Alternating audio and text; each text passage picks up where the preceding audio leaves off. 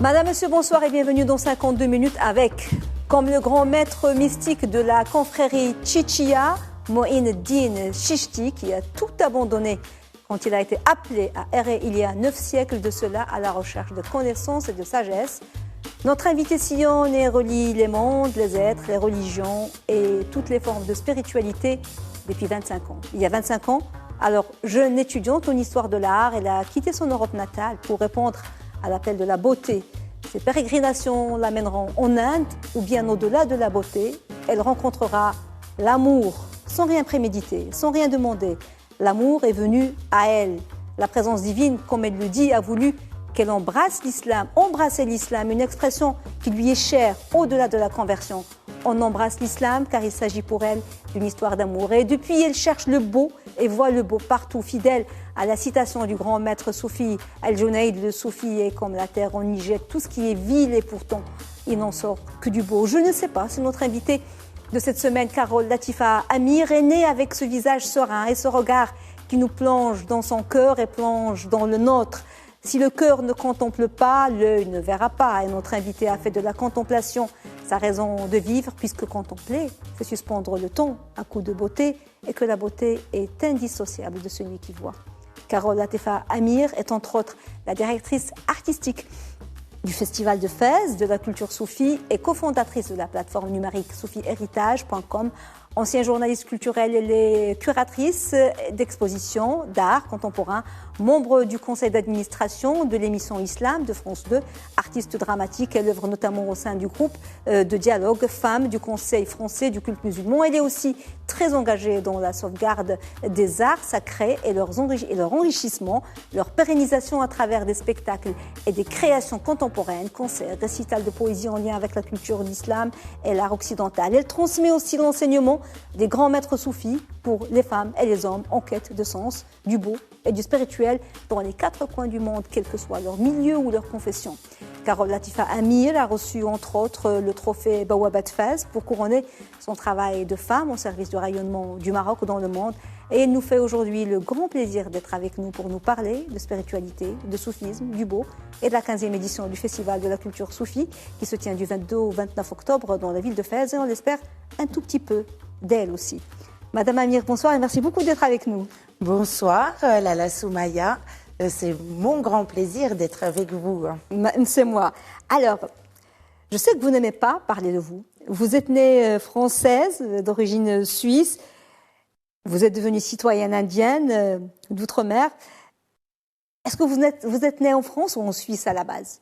Non, je suis née en France. Je suis née dans le sud de la France, sur les bords de la Méditerranée, juste en face du Maroc, en fait. Oui. Et dans ce qu'on appelle le massif des Maures, M-A-U-R-E-S. Donc, c'est mon côté déjà mauresque. Ah oui, c'est un peu prémonitoire aussi de beaucoup de choses. Exactement. Alors, votre parcours et votre vie sont atypiques et tellement riches. Ils s'enrichissent continuellement par ce que vous recevez et sûrement plus encore par ce que vous donnez. Au départ, vous avez choisi de suivre des études d'histoire de l'art à l'université Panthéon-Sorbonne. Au début, c'était ça. Vous vouliez faire des études de l'histoire de l'art, ça s'arrêtait là. Exactement. J'ai toujours été attirée par la beauté. Je pense que de toute façon, notre parcours est déjà dessiné par Dieu. Et voilà, finalement, chaque moment de ma vie est une étape où j'ai appris les choses que j'allais développer par la suite. Oui. Et en histoire de l'art, alors bien sûr, il y avait l'art contemporain, mais il y avait aussi l'art indien. Justement. Et alors, c'était dans les années 90 et c'était encore sous forme de diapositive. Et je me suis dit, non, je ne peux pas voir ça comme ça sous forme de diapositive, je vais y aller. Justement, j'allais vous dire à quel moment c'est ça, à ce moment-là que vous vous êtes dit, je vais m'orienter vers les études de langue et de civilisation indienne? En fait, c'est une imprégnation. En Inde, j'ai voulu en savoir un peu plus. En fait, il y a toujours cette recherche du savoir. Et là, après, je me suis inscrite à Paris en langue et civilisation indienne. Et c'est là où j'ai connu, au détour des exposés donc académiques, le mot soufisme. et ce grand Aouliya de l'Inde qui est Khwaja Moinuddin Chishti au Rajasthan, dans la ville d'Ajmer, où j'ai appris, ça me fait très plaisir. Oui, il y en aura d'autres, il y en a d'autres photos qu'on va montrer justement des Aouliya. Oui, parce que c'est pas celui d'Ajmer. Non, c'est pas celui d'Ajmer, oui. Celui-là, je crois que c'est le mausolée, cette autre photo de Moïnuddin Chichti. Oui, alors en fait, c'est pas Moïnuddin Chishti, on va s'y perdre, mais finalement, Salman Chishti plutôt. Salman Chishti. Voilà, mais en fait, ce n'est pas si important, parce que tous ces amis de Dieu ne font qu'un, et il n'y a plus de séparation. Donc, quel que soit finalement le nom, le prénom, ils sont dans une unité divine. Mais quand vous êtes parti en Inde, ce qui m'intéresse, ce voyage en Inde, vous deviez partir pour un séjour, pour approfondir vos connaissances en soufisme. C'était toujours dans le cadre de vos recherches, de vos études. Et puis, qu'est-ce qui s'est passé? Parce que vous êtes resté finalement. Je suis restée, en fait, c'est l'appel de Dieu, quand Dieu vient vous chercher. C'est ce que j'enseigne toujours, c'est qu'il n'y a pas de quête de Dieu, puisque Dieu se révèle en premier à vous, quelle que soit notre tradition de départ. Même, par exemple, on va prendre le cas de l'islam, même lorsqu'on est de tradition musulmane, qu'on est élevé dans la culture musulmane, il y a un moment de notre vie où Dieu vient nous chercher. C'est une grande histoire d'amour, et là, après, on recherche une proximité avec le divin. Oui. Mais souvent, c'est vrai que les personnes ne savent pas que finalement c'est cette rencontre avec Dieu, que c'est Dieu qui vient les chercher. Oui, je sais que vous n'aimez pas ça, mais vous êtes de tradition chrétienne, vous allez là-bas, il y a l'appel de Dieu, et puis c'est quand même embrasser l'islam, parce que comme vous le dites si joliment, j'adore l'expression, c'est quand même un pas à franchir. Non, en fait, pour vous, c'était pas... c'est toute ma vie qui est comme ça. Quelque part, c'est d'être au service de Dieu. On se pose pas de questions. Puis c'est vrai que je suis dans un processus plutôt de spiritualité en action. Donc, bon, je ne veux pas dire qu'on est complètement idiot et qu'on ne réfléchit pas, bien au contraire. Mais en fait, c'est le cœur qui va nous diriger. Il y a une belle histoire dans le Masnaoui de Rumi entre Leïla et Majnoun, où Majnoun veut rejoindre Leïla, et donc Leïla, c'est l'essence divine qu'elle symbolise. Et donc il y va à chameau, et au fur et à mesure, vous voyez, avec le chameau qui dodeline, Majnoun s'endort et finalement laisse aller les rênes. Et bien le chameau fait quoi? Il retourne à l'étable. Donc ça, c'est l'image de notre nafs, que lorsqu'on ne dirige pas avec nos rênes et avec la raison, on retourne à l'étable. Nafs, qu'on peut traduire, est-ce que c'est l'âme ou l'esprit? Alors, c'est la traduction en français, c'est l'âme, et l'esprit, c'est ruh. Voilà. Et c'est vrai que quelquefois, il y a des confusions. Il y a des confusions, c'est ça. Et qu'il vaut peut-être mieux employer le mot d'origine arabe, comme ça nafs. On ne se trompe pas. Oui. Et alors, ce que je voulais dire sur cette histoire, c'est que c'est toujours le cœur qui nous dirige, mais qu'ensuite, il faut la raison pour ne pas retourner à l'étable. Ça me paraît important. Alors, vous découvrez le soufisme en Inde. Vous rencontrez votre mari, on ne va pas s'attarder là-dessus. C'est l'amour divin ici-bas, en fait. C'est ce qui ouvre le cœur. L'amour entre les êtres, c'est ce qui va ouvrir notre cœur. On ne peut pas aimer Dieu si ici-bas, déjà, on n'ouvre pas notre cœur. Mais pourquoi vous choisissez la voie soufie Chichia, et que pouvez-vous nous dire sur cette voie soufie, sa particularité? Alors, déjà, je ne pense pas qu'on choisisse sa voie, c'est elle qui nous choisit. Je pense qu'il y a un moment où on reçoit les signes et on n'y peut rien. Voilà, ça. Et je suis entrée, entre guillemets, dans cette voie. Je dis entre guillemets parce que c'est ce qu'on va appeler une tarika, une confrérie plutôt de baraka. Il n'y a plus vraiment de maître spirituel, comme on peut en trouver au Maroc. Et ça, depuis pratiquement le décès de Khwaja Moïnuddin Chishti, donc au XIIe siècle. Le fondateur de la confrérie c'est pas le fondateur de la confrérie. En tout cas, c'est lui qui a amené la confrérie en Inde. Et qui a permis... C'était en Afghanistan au départ? En Afghanistan, dans la ville de Chisht. Voilà. Donc, c'est pas le nom d'un saint fondateur, mais c'est lié à une ville qui est près de Herat, donc aujourd'hui en Afghanistan. et qui était dans le Khorasan.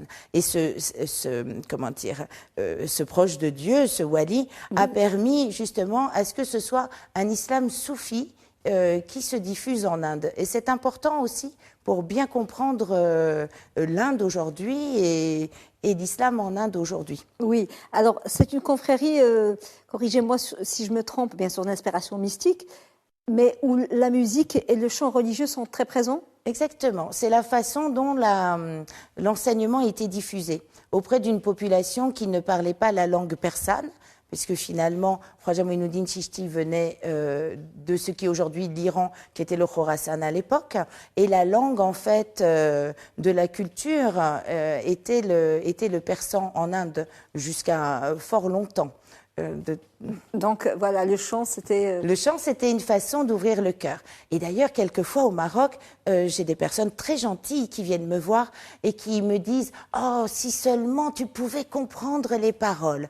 Et je leur dis, eh bien, c'est une grâce de ne pas les comprendre parce que ça ne passe pas par le mental, oui, mais directement, ça ouvre le cœur. Oui, c'est le langage universel, n'a pas besoin de comprendre pour Exactement. être touché. Alors, avant de poursuivre notre entretien qui ne fait que débuter, on va s'arrêter sur une rubrique qui s'appelle l'objet. On va découvrir ce que Carole Latifa Amir a choisi de ramener comme objet et de partager avec nous. L'objet. Alors, Carole Latifa Amir, quel est l'objet que vous avez choisi de ramener? Alors, c'est un objet qui peut paraître tout simple. Lorsque vous m'avez demandé, je n'ai pas réfléchi longtemps. Je me suis dit, quel est l'objet dont finalement j'aurais beaucoup de mal à me séparer? Et en fait, c'est le Coran. Alors, j'ai amené aujourd'hui une traduction en français qui est, je ne sais pas si j'ai le droit de citer l'édition La Pléiade de chez Gallimard. Voilà, ça a été finalement le Coran de mes débuts. Parce qu'après, j'ai quand même eu envie de le découvrir en langue arabe aussi. Oui. Et en fait, il est précieux à plusieurs titres pour cette émission, parce que ce Coran a été traduit par une femme d'origine chrétienne, qui était Denise Masson. Et il y a toujours son riad à Marrakech, qui est aussi sous forme de fondation, gérée, je pense, par l'Institut français, et qui reçoit toujours des intellectuels pour l'étude. Et cette femme, en fait, était disciple de Louis Massignon.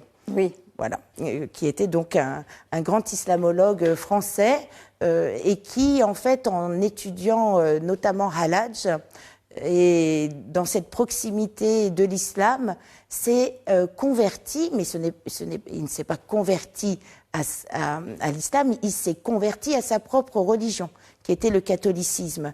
Et on le retrouve en France lors d'un pèlerinage, qui est le pèlerinage islamo-chrétien des 7 Dormants, dont nous parlerons peut-être, puisqu'en fait, ce pèlerinage en Bretagne met à l'honneur un passage de la sourate 18, qui est une sourate, donc la sourate Al-Kahf, la sourate de la caverne, qui est une sourate très importante dans le soufisme, que l'on lit tous les vendredis, et elle est importante à plus d'un titre, puisqu'il y a plusieurs histoires. Il y a l'histoire des jeunes gens, qui sont en fait les 7 dormants dans la tradition chrétienne, et ces 7 dormants vont symboliser aussi notre éveil spirituel, le fait de se renfermer un peu dans notre propre caverne. Oui.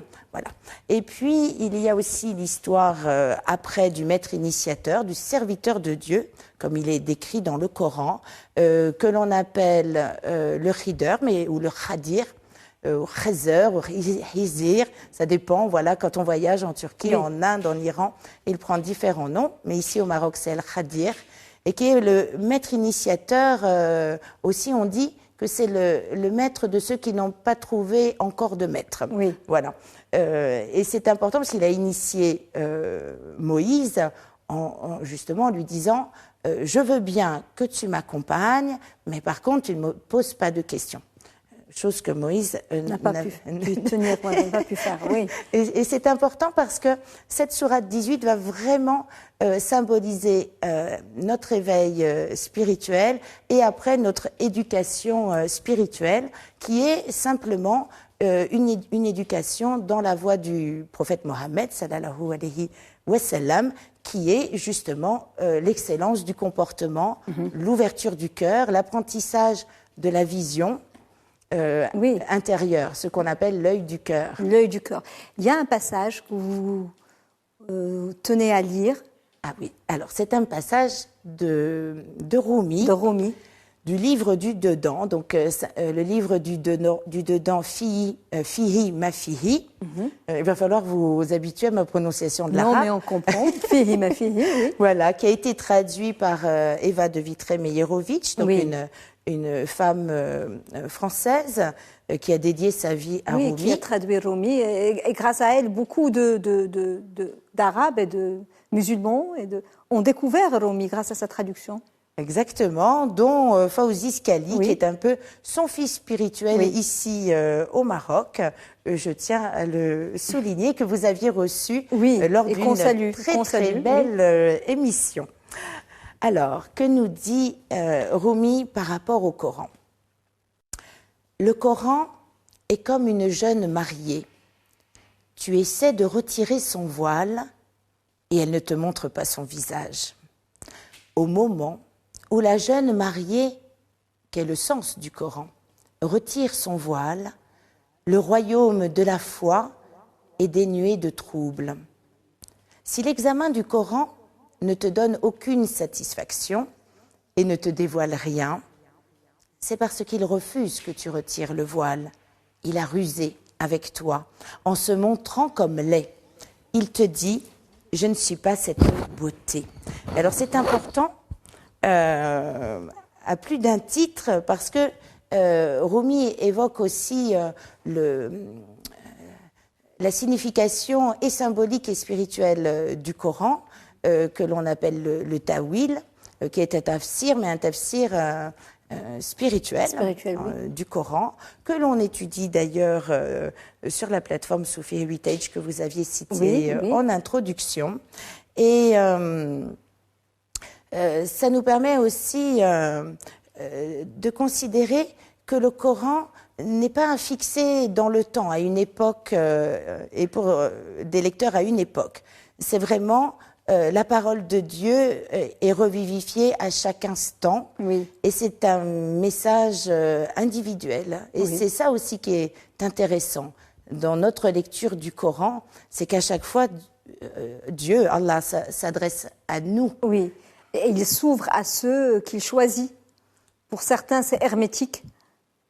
Comme vous venez de le dire, c'est comme cette mariée qui ne veut pas retirer son voile, mais quand il s'ouvre, ça veut dire quand Dieu nous choisit, à ce moment-là, tout devient clair.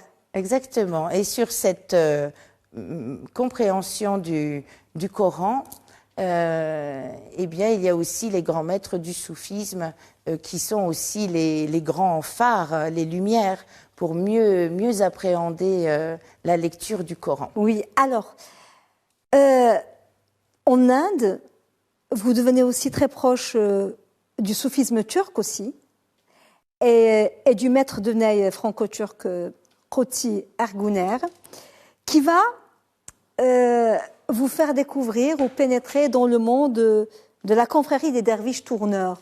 C'était important cette rencontre dans votre vie? Dieu a choisi. Donc oui, c'était important à plus d'un titre. Parce que dans la Chishtiya, il n'y a plus de maître vivant. Et donc depuis toujours, la tradition est de trouver un mourchid, un enseignant spirituel, un guide spirituel, peu importe le terme, c'est quelqu'un qui vous accompagne spirituellement. Oui, oui. Et c'est un compagnonnage aussi entre votre éducateur spirituel et vous-même. Et un compagnonnage dans les deux sens. C'est-à-dire que l'apprenti va aussi conforter le maître aussi. Oui. Ça, c'est important. Qutsi Erguner m'a appris à aller toujours en termes de méthodologie, parce que l'enseignement du soufisme, du tasawwuf, c'est aussi une méthodologie, à toujours aller aux sources. Il m'a appris à ne pas lire, par exemple, sur Rumi, à ne pas lire tous les ouvrages sur Rumi, mais à aller directement dans aux sources. Dans le texte. Exactement. Et à ceux qui ont inspiré Rumi, à savoir ses prédécesseurs comme Hakim Sanaï, Fariduddin Attar. Donc ça a été son premier conseil. Ça c'est le premier. Voilà. Est-ce qu'on écoute un extrait pour ceux qui ne connaissent pas Qudsi Ergouner et après on poursuit. Avec grand plaisir. On écoute plaisir. Un petit extrait de Ney de Qudsi Ergouner.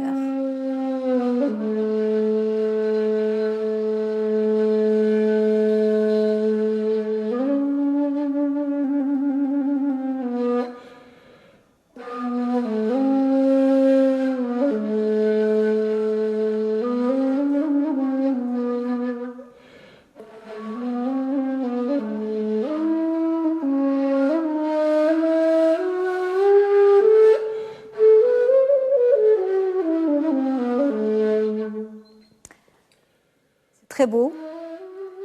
Alors,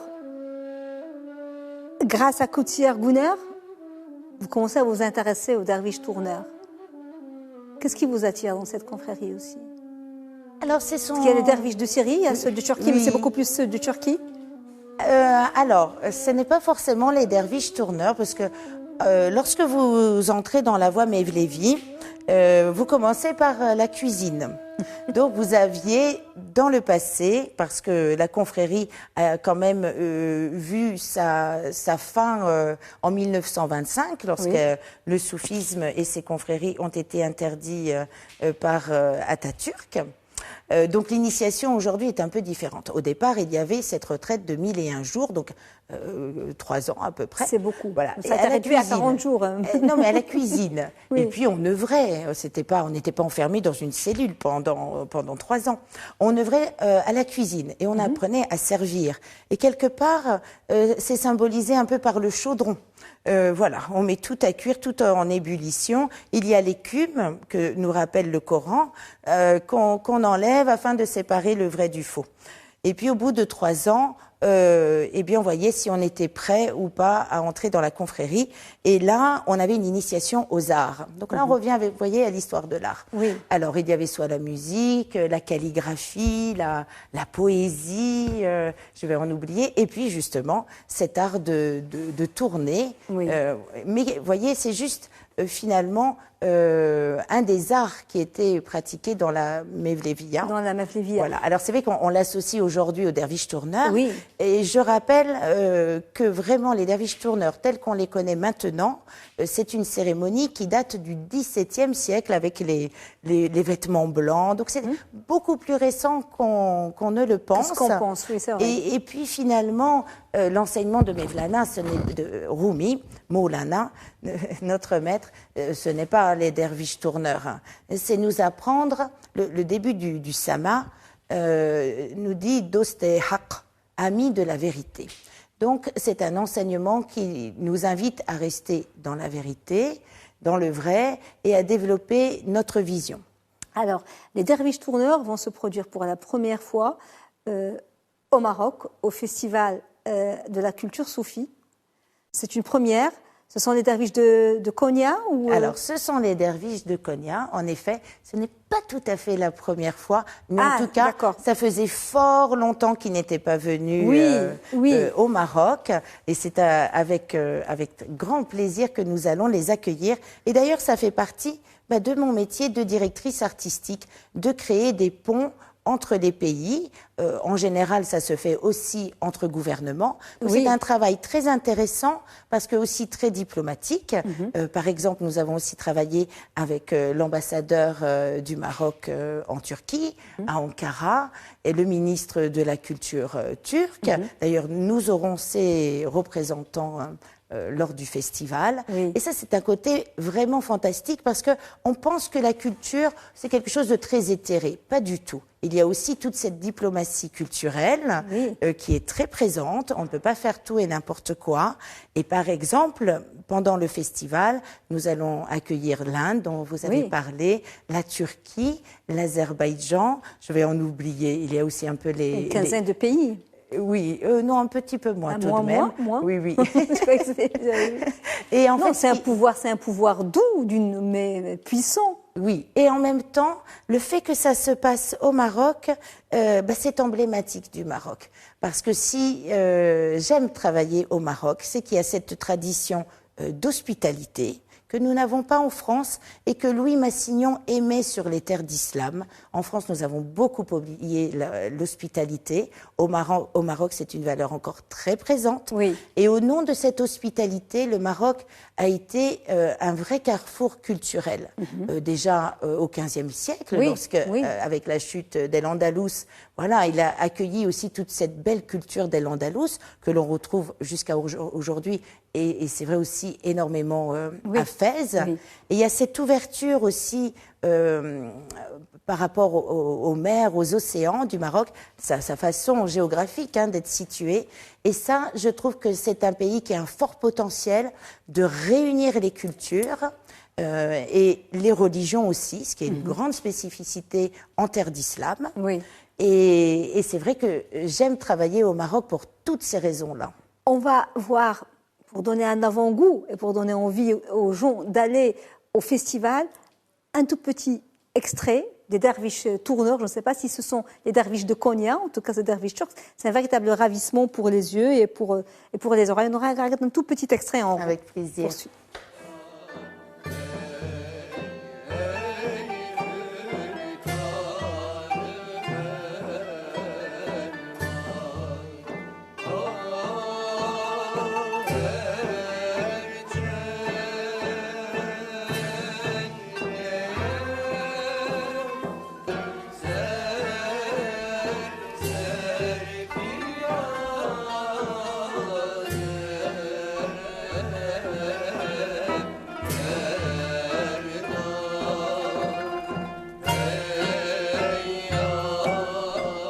Carole Latifa Amir, vous avez aussi, vous vous intéressez beaucoup au soufisme au féminin.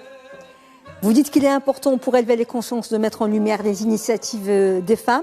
Y a-t-il un soufisme féminin et un soufisme masculin? Vous avez déjà déclaré dans une autre tribune que les hagiographes regorgent pourtant d'exemples de saintes femmes soufis. Elles sont très nombreuses au XIIIe siècle et même au IXe, puis commencent à disparaître au 8e et au 9e commence à disparaître dès le 10e. Et qu'il y a de nombreux ouvrages, vous dites, je vous cite toujours, de femmes soufis, guides spirituels ou érudites, qui restent inexploités, non étudiés, non traduits. Est-ce qu'il y a vraiment, vous pensez que ce n'est pas assez mis en avant? Et puis, est-ce qu'il y a un soufisme masculin et un soufisme féminin? Alors, au sujet des femmes, c'est vrai que dans le soufisme, plus on s'éloigne de la période prophétique, Oui. plus elles disparaissent. Et finalement, si on reprend la Mevleviya, elles étaient très présentes auprès de Rumi. Donc Rumi enseignait à des femmes et à des hommes. Et il y avait notamment, par exemple, ces petites filles qui étaient des pôles d'enseignement du soufisme dans toute l'Asie mineure. Donc elles avaient énormément de disciples. Et cela, en fait, jusqu'au XIXe siècle, pour le cas de la Turquie, de la Mevleviya. Et avec l'époque moderne, Oui. eh bien, les femmes ont commencé à disparaître aussi de l'enseignement du soufisme, de la transmission.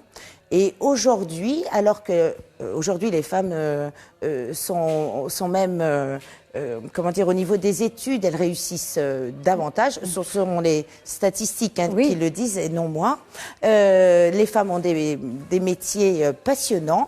Eh bien, au niveau spirituel, et ce n'est pas que le soufisme, eh bien, elles deviennent totalement absentes jusqu'à ne pas avoir d'autorisation d'enseigner. Il y en a très peu maintenant dans le monde qui ont cette ijazat, ces autorisations d'enseigner. Oui. Et est-ce qu'il y a une différence entre soufisme au masculin et au féminin? Alors, au départ, je serais tentée de dire non, parce que le soufisme est ce qui nous relie au Coran et à l'enseignement du prophète Mohammed sallallahu alayhi wa sallam. Donc, en tout cas, on va dans la même direction. Ensuite, dans l'œuvre, par exemple, de Rumi, les femmes sont citées. Quelquefois, on est un petit peu étonné. On se dit, oula, il est un petit peu macho. Oui. Et non, la femme symbolise en fait notre nafs, notre ego. Et je me suis longtemps, on m'a souvent posé la question, mais pourquoi Rumi symbolise la nafs, l'âme charnelle, l'ego par la femme? Je ne savais pas. Et à un moment, j'ai eu la clé. C'est qu'en fait, la femme, tout au long de sa vie, va connaître le changement.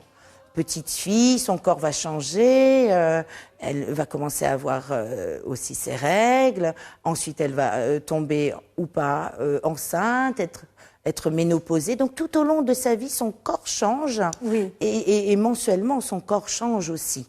Comme la nafs peut changer. Alors que chez les hommes, c'est beaucoup plus constant. Alors que chez l'homme, en effet, il n'y a pas tous ces changements. D'où la difficulté peut-être spirituellement, pour les hommes aussi, d'aller plus en profondeur. Je trouve, alors j'enseigne à peut-être un peu plus de femmes qu'aux hommes, et c'est vrai que les femmes ont cette capacité à changer, oui. Beaucoup plus rapidement, d'être dans l'excellence du comportement, et puis à aller très loin en fait dans le côté spirituel, l'appréhension du reib, du mystère divin. Les femmes dans toutes les religions monothéistes ou même autres sont toujours à l'origine ou derrière, même s'il y a les prophètes, mais souvent il y a une femme derrière, ou à côté, ou avant, ou à l'origine.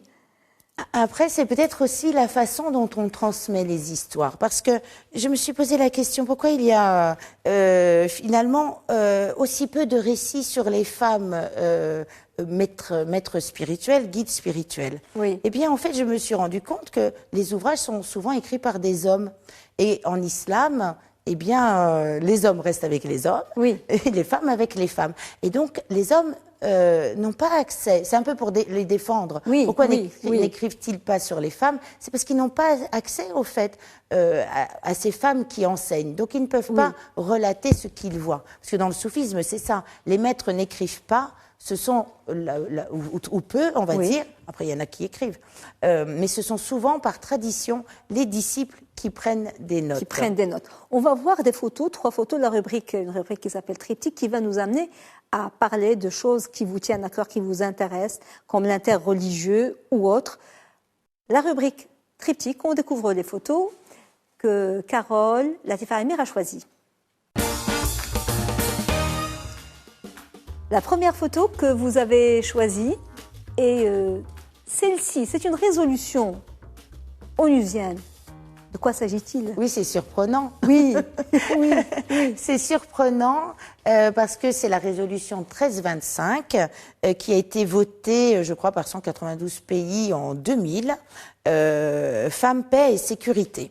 Donc la résolution au départ est venue contre en fait les crimes de guerre et finalement toutes ces guerres qui prennent le corps des femmes voilà en otage pour les massacrer, des femmes et des fillettes. Donc ça c'est le début de cette résolution.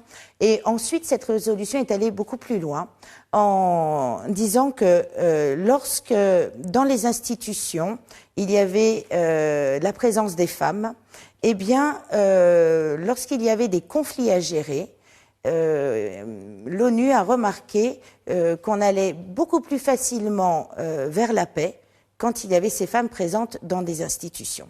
Et je me suis dit que justement, au niveau spirituel et religieux, s'il y avait aujourd'hui beaucoup plus de représentantes féminines, peut-être le monde se porterait mieux. Le monde se porterait beaucoup mieux. Oui. J'aime le penser, parce que souvent, des milieux religieux et spirituels, les femmes sont aujourd'hui les grandes absentes, ce qui n'était pas le cas, comme on l'a vu, par le passé. Et ce qui est intéressant, en fait, c'est que les femmes, lorsque vous m'avez dit, est-ce qu'il y a un soufisme au féminin et au masculin, je pense que les femmes peuvent penser aussi à de nouveaux modèles de développement. Aujourd'hui, on sait que les modèles actuels ne nous permettront pas de survivre, d'avoir une planète comment dire, qui va nous suffire en fait. On consomme trop, donc ça trop consommer, c'est la nafs, c'est l'âme charnelle qui a beaucoup de désirs, et on est aussi dans des systèmes qui font qu'on sans arrêt on stimule ce désir pour gagner de l'argent aussi derrière, de l'argent dont finalement on en a tellement qu'on ne pourra pas en dépenser pendant toute une vie. Et je pense on dépense pour des choses dont on n'a pas besoin forcément. Aussi. Et ça c'est la nafs. La nafs, vous savez, dès que vous la stimulez... Oui. Exactement. Et donc nous sommes aussi tout un groupe de femmes, notamment au Maroc, mais aussi au niveau international, à commencer à proposer aussi d'autres modèles de développement, d'autres modèles de société.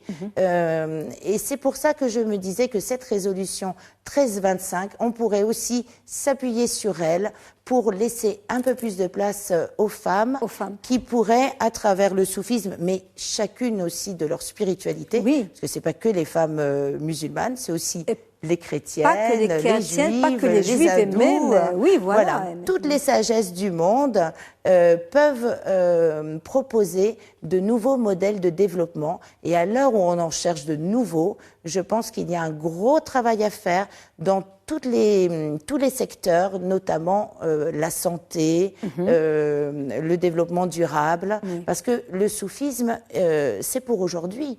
Ce n'est pas juste se retrouver au XIIIe siècle. Et les gens, dernièrement, après la crise qu'ils ont vécue, se retournent de plus en plus vers la spiritualité. Et je vais y arriver, il y a eu un moment où ils se sont retrouvés avec eux-mêmes. Totalement, ils ont senti l'importance. Parce que, en fait, la frénésie de notre vie quotidienne s'est un peu arrêtée. Et là, consciemment ou inconsciemment, on a pris conscience qu'on vit une vie de schizophrène, à savoir que notre être sociétal, celui qui agit dans la société, est complètement séparé de notre être spirituel. Alors, on va lire Rumi, on va lire Ibn Arabi, Junayd, et avec des grandes valeurs, on va faire le dhikr, assister au sama, et en même temps, dans la vie de tous les jours, il faut être le meilleur, il faut écraser. Et là, je pense que pendant la Covid, on a dit stop. On a vu que finalement, on menait des vies qui n'étaient pas en harmonie. Oui, et notre ego, on a pris un coup et c'est tant mieux. Il s'est calmé un petit peu. Il s'est calmé. On va voir la deuxième photo, parce qu'on peut parler pendant des heures de ça. Très importante cette photo. C'est une émission interreligieuse. Pourquoi cette photo de cette émission? Très belle émission d'ailleurs sur France 2. Vous avez représenté un moine bouddhiste à côté de moi, français. Il y avait un rabbin, il y avait aussi une représentante du culte orthodoxe. Voilà, c'était le choix des chrétiens. Et en fait, le Coran dont nous avons parlé tout à l'heure ne s'arrête pas aux 114 sourates. Il englobe toutes les traditions antérieures, tous les livres révélés antérieurs, et même au-delà du judaïsme. Je nous invite à nous replonger notamment dans les ouvrages de Guénon, qui lui s'ouvrent énormément aussi à l'Inde, aux Védas, et donc il faut qu'on ait conscience de ça. Et c'est une grande richesse de l'islam, c'est de pouvoir englober toutes les traditions précédentes. Donc on a un avantage au niveau de l'interreligieux, c'est qu'en nous, il y a déjà toutes ces traditions. Et puis, l'interreligieux, ça nous permet justement d'avoir une autre vision. Quelquefois, on pense que la vérité est unique. Et finalement, on voit que c'est un joyau, vous voyez, comme les plus beaux diamants avec de multiples facettes. Beaucoup de prismes. Voilà. Et puis, on parle toujours de notre bien-aimé commun. Et on va découvrir quelque chose d'autre. Et c'est ça qui est merveilleux. Et on a toujours la même aspiration, c'est de retrouver l'être suprême de qui on a été séparés. Exactement. Oui. On voit la troisième photo et on va revenir à l'interreligieux pour voir un très beau extrait. Alors, qui est cette dame? C'est une belle histoire aussi, une belle rencontre. Alors, c'est Essine Chelebi. Qui est aujourd'hui la représentante officielle de la confrérie de Rumi. Donc, la Mevleviya en turc, la Molawiya. Oui. Elle est née, puisque vous m'aviez dit, oui, plutôt les derviches de Syrie ou de Turquie. Oui. Eh bien, elle est née en Syrie. Dans la confrérie Mevlevi, parce qu'il faut savoir que la confrérie Mevlevi avait des zaouïas. Je veux dire, c'est lié à l'Empire ottoman. Oui. Donc il y en avait vraiment pas partout, mais en tout cas là où l'Empire ottoman était, donc des Balkans, je ne pense pas jusqu'à l'Algérie, mais au moins jusqu'au Liban, peut-être même aussi en Égypte. Bref, peu importe. Cette dame parle très bien arabe d'ailleurs, et son père en fait était le shir de la Mevleviya, parce qu'à un moment, le shir turc est décédé en 1953, il n'y avait plus de shir, donc on est allé dans cette confrérie de Syrie, dont le père d'Essine Çelebi était donc le shir, et aujourd'hui, eh bien, il y a 2 représentants officiels de la confrérie Mevlevi, son frère, Farouk, donc Farouk Effendi, qui est un peu comme Sidi au Maroc, on dit Effendi, Hanem, c'est comme Lalla, et ça c'est merveilleux de savoir qu'aujourd'hui, par la grâce de Dieu, eh bien il y a une parité parfaite au niveau de la représentation de cette confrérie. D'où l'importance pour vous de cette photo. L'importance, parce que aussi c'est une femme qui quelquefois, j'ai pu entendre certaines choses en disant on n'est pas tout à fait légitime, bon souvent des hommes, hein. Et en fait pour les femmes maîtres spirituelles, j'entends toujours qu'elles ne sont pas légitimes. Alors ça c'est fantastique hein, tout de même, elles sont jamais assez bien. Alors ça on en parle souvent pour les femmes être sociétales, mais même spirituellement. Il faut toujours en faire beaucoup plus que les hommes pour. Et voilà. Alors on va passer parce que le temps passe très vite. Et on la retrouvera à partir de samedi 22 au festival de Fès de la culture soufie. Oui, alors vous travaillez beaucoup, vous œuvrez beaucoup pour conserver, pérenniser, adapter les arts sacrés. Et on va voir un très joli extrait d'une émission à l'occasion, toujours avec France 2, les nuits du Ramadan. Et c'est vous qui avez organisé, c'est un récital de 3 cantatrices. Oui, en fait, c'est beaucoup plus. C'était une grosse partie de l'émission. Oui. Mais cet extrait, en effet, ce sont 3 cantatrices. Je vous laisse découvrir avec les... On les découvre et après on en parle un petit peu. Mon cœur est devenu capable d'accueillir toute forme. Il est pâturage pour les gazelles et abbaye pour les moines. Il est temple pour les idoles et Kaaba pour les pèlerins. Il est table de la Torah et aussi feuillet du Coran. La religion que je professe est celle de l'amour. Partout où ces montures se tournent, l'amour est ma religion et ma foi. L'amour est ma religion et ma foi. لقد صار قلبي قابلا كل صورة فمرعا لغزلان ودير لرهبان. C'est très beau. C'est très beau. Alors, on n'a pas le reste des cantatrices, c'est dommage. Oui, parce qu'elles sont 3. Elles sont 3, et surtout, elles sont très connues au Maroc. Françoise Atlan. Et Caroline Casatsu, qui avait chanté lors de la visite papale devant le souverain et devant exactement. Le pape, et donc, ce sont des amis. Et alors c'est vrai, j'avais remplacé l'homme, même s'il est de grand talent, hein, par Naziha Mefta, qui est d'origine aussi de Chefchaouen, donc qui est marocaine. Et on voit finalement dans cet extrait que tout se rejoint, l'interreligieux par ce très beau texte d'Ibn Arabi, la spiritualité au féminin. En fait, rien n'est séparé. dans nos vies, quelquefois, les choses nous paraissent un peu non alignées, mais justement, le soufisme turc nous apprend, on a vu, hein, le rituel est très, très organisé, Oui. le soufisme turc nous apprend à être toujours très aligné et à être, on a cité l'amour, être dans cette voie de l'amour, de la beauté, de la jamaliya, Oui. mais aussi avec un équilibre avec la jalaliya, c'est-à-dire être toujours aussi dans la majesté de notre être, Oui. de garder notre dignité. Et je pense que c'est pour les femmes aussi très important d'avoir confiance dans son intuition, Oui. et de ne pas accepter tout et n'importe quoi, de garder toujours à l'esprit, de conserver cette majesté qui est la majesté divine, en Oui. fait, tout simplement. Alors, il y a tellement d'autres choses dont on n'aura pas malheureusement le temps de parler. La belle aventure du Dervish Project, votre plateforme numérique Soufi Héritage, et puis votre projet de Sama Orchestra, qui est un projet soufi international, Absolument. qui est parti de Paris. Avec Abdelkader Reit, qui vient de Oujda. chanter devant le président Macron, d'ailleurs, donc il y a eu tous les honneurs, et qu'on retrouvera au festival. Moi, j'ai à envie, plusieurs reprises. Avant de passer au chef-d'œuvre, j'ai envie qu'on voit un extrait, parce que vous avez aussi cette transmission, vous transmettez à ceux qui veulent se découvrir, mais aussi à votre enfant, à vos enfants, à votre enfant. Et on va voir un extrait d'une édition précédente avec votre fils qui joue.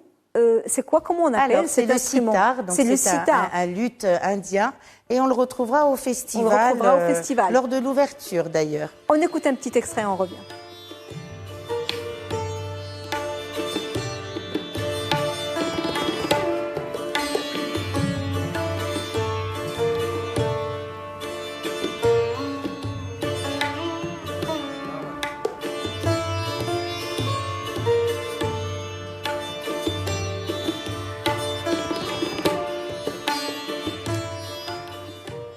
Magnifique.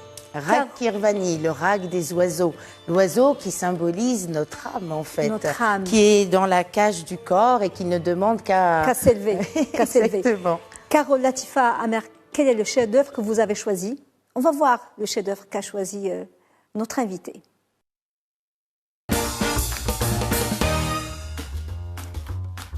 Quel est le chef-d'œuvre pour vous? Oui. On s'en doutait. Oui, on s'en doutait un peu. C'est le Masnaoui. Le Masnaoui de Rumi, qui finalement est un tawil, un tafsir du premier ouvrage, l'objet, qui est le Coran, qui n'est rien d'autre. Alors c'est vrai qu'il y a toute cette beauté littéraire, ça il faut le dire. C'est ce qui fait qu'aujourd'hui, c'est le livre le plus vendu aux États-Unis. Donc c'est un livre de poésie, puisque ce sont des distiques, donc des vers qui riment, écrits en persan. Et alors, voilà, la valeur littéraire est indéniable. Oui. Mais Rumi, son nom de plume était le silencieux. Il y a quelques textes où justement il nous dit que tous ces mots, toutes ces belles paroles, tout ça c'est aussi pour diffuser, mais que rien ne vaut le silence, que le silence est le vrai langage de Dieu. Et j'ai pris aussi cette édition, puisque cette édition est traduite par celle dont nous avons parlé avant, Eva de Vitré-Meyerovitch. Et en fait, ça me permet aussi de faire le lien avec un voyage que j'organise 2 fois par an en Turquie, à Konya. En Turquie, majoritairement avec des femmes. Des femmes. Il y a aussi des hommes que j'appelle des hommes éveillés. Oui, c'est la confrérie des éveillés, oui. Et voilà, plus ou moins. Oui. Et donc on part faire une ziara qui commence à Istanbul avec le prophète, pas le prophète, pardon, le compagnon du prophète sallallahu alayhi wa sallam, Ayyub Sultan, Ayyub el-Ansari, parce que on ne peut pas parler de l'enseignement de Rumi sans le relier au Coran. C'est la première chose. Oui. Et puis il y a deux livres de Dieu. le livre de la Révélation, le Coran, et le livre de l'existence, qui répond à l'injonction Kun. Et ce livre de l'existence, c'est... On a débordé. Oui, oui, finissez votre phrase. Finissez votre phrase. Le livre de l'existence, c'est ce que nous observons tous les jours, Oui. c'est le monde entier. Et le monde entier se retrouve aussi dans le Masnaoui qui nous relie au Coran. Merci beaucoup, Caroline Latifa Amir. Je sais qu'on aurait aimé parler des heures avec vous. En tout cas, rendez-vous pour la 15e édition du Festival de la Culture Voilà. au Souvi, pour ceux qui veulent en savoir plus. Et en c'est du Turquie. 22 au 29. Et en Turquie. Avec Coaching News Magazine, Alors- avec une femme formidable qui s'appelle Sana Mikou et qui m'aide énormément parce que je n'aurai pas le temps de faire tout toute seule. On Et terminera. le compagnonnage est important. Important. Le silence, il n'y a pas plus important. Merci beaucoup, on va se taire. Merci beaucoup, Caroline Latifa Amir, Merci. d'avoir été avec nous. Merci Et à à vous. très bientôt, j'espère. Et bon festival. Merci beaucoup. Madame, monsieur, merci beaucoup de nous avoir suivis. Bonne suite des programmes sur Média TV. À la semaine prochaine.